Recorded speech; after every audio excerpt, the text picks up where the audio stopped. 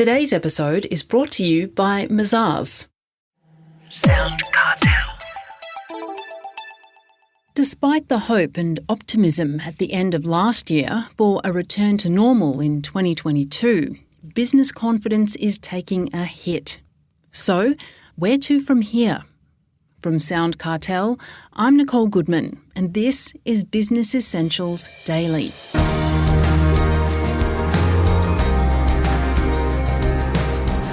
The pressure from a lingering COVID is weighing heavily on people, health and business, driving everyone to despair. In an effort to provide some practical support and direction for businesses, we're bringing together experts across the medical, psychological, business and economic disciplines.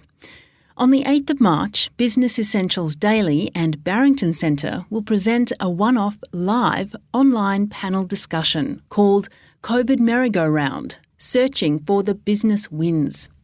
Panellists will include Dr. Catherine Kelleher, Principal Medical Advisor for the Federal Government's Department of Health, John Di Natale, acclaimed business coach, mentor and author, and Rhonda Andrews, leading corporate psychologist and managing director of Barrington Centre.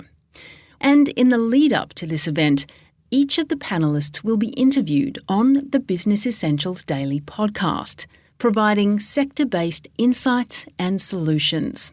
For this interview, Rhonda Andrews discusses with Chris Ashmore where things sit with business right now, from a mental health and psychological perspective.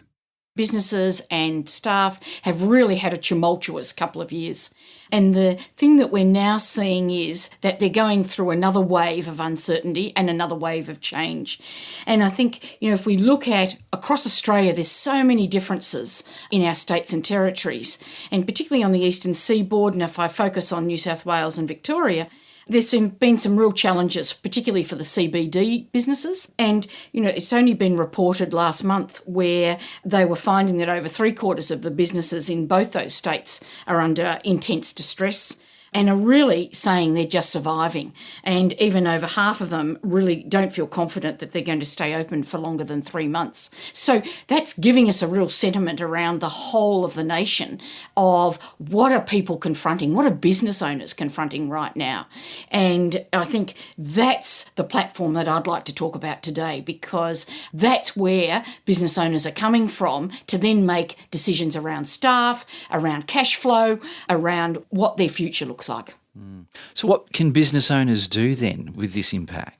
Yeah, I think certainly we need to be cognizant of the fact that there's some big changes happening beginning of March, and at the moment they're just still in the planning phase. So this is a really good time for us to be having this panel discussion, because we will then know what does the template look like, particularly for New South Wales and Victoria, but others will be certainly keen on seeing what transpires. And there's going to be changes that we are mooted around masks, around the number of vaccinations, about returning to the offices, particularly for those who have been working from home, and, the basic about health, about elective surgery being all back on the table. So in answer to your question around, well, what is it for businesses? I think there's a whole heap of challenges that I hear business owners asking themselves on a daily basis. Of course, in January, one of the biggest ones was staff shortages. And, that was because people are either in close contact, so therefore in isolation, or ill with COVID themselves. So it became a nightmare for January of businesses having to close temporarily because of the pipeline of stock that they were not being able to service. And so that alone was a cash flow issue. Let alone just looking at the staff, which I'd like to talk about in a moment. Well, Rhonda, there are quite a lot of challenges there, but what does that mean from a people and staff perspective? Yeah, certainly. I think the biggest one I'm hearing from business owners and staff is the mixed messaging that's going on and the contradictory information they're receiving. And so that's something that I really look forward to John Natali and Dr. Catherine Kelleher speaking about, because that's from both a health and business perspective.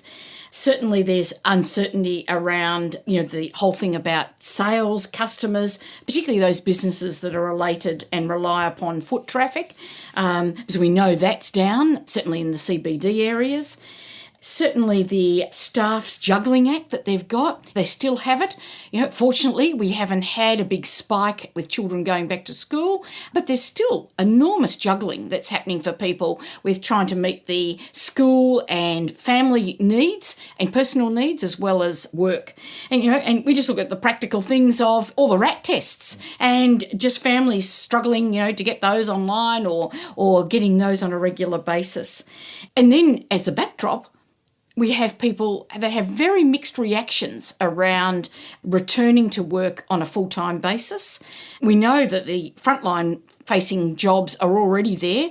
They've got the issues of being quite fatigued and exhausted because they're dealing with, as we hear, customer aggression and customer abuse, the hours and the supply chain issues. So if we have a look at that collectively, a business is trying to get a business going and trying to run a business, but amongst all that, we've got these multiple layers of mental health issues of how to get the team back together, how to get that leadership happening, recalibration of hours.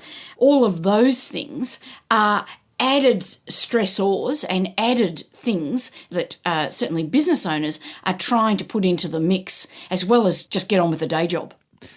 Well, Rhonda, when it comes to people's mental health, how are businesses dealing with this? They're dealing with it in very different ways. But I think I'd firstly like to say it's a very real issue. So we've seen a lot of media attention to it. Barrington Centre has the statistics to show there's been an increase of over 50% more staff seeking mental health support and psychological support.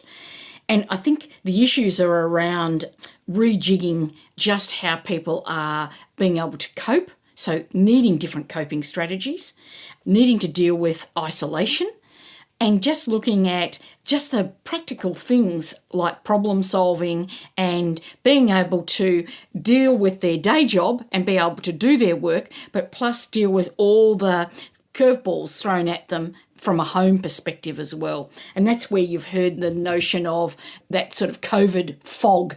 That's true. People are finding like they're trying to wade through concrete. And businesses are needing to deal with that both at an individual staff level as well as a team level. And so it means that a business has to be really very agile and very reactive at the moment.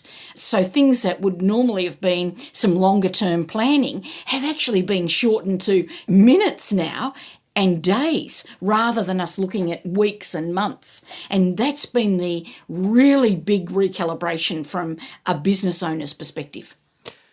What do you think the listeners would want to hear from the panellists, including yourself, on the 8th of March, that will make it worthwhile for them to join this live discussion?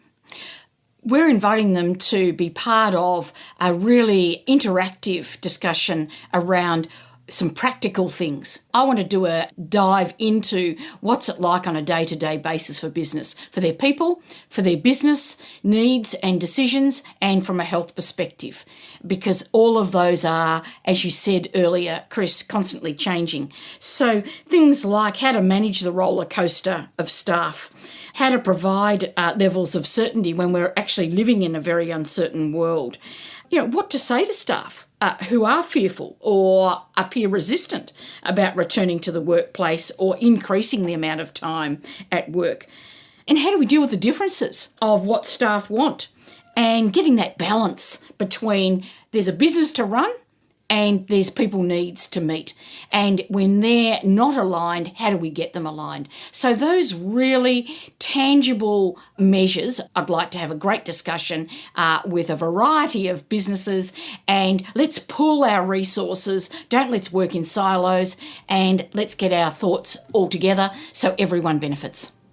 That's Rhonda Andrews, leading corporate psychologist and managing director of Barrington Centre. And don't forget to join Rhonda and the stellar group of panellists at 7:30am on Tuesday, 8th of March for the live webinar. It's a free event and we'd love to see you there. You'll find all the details in the show notes of this episode.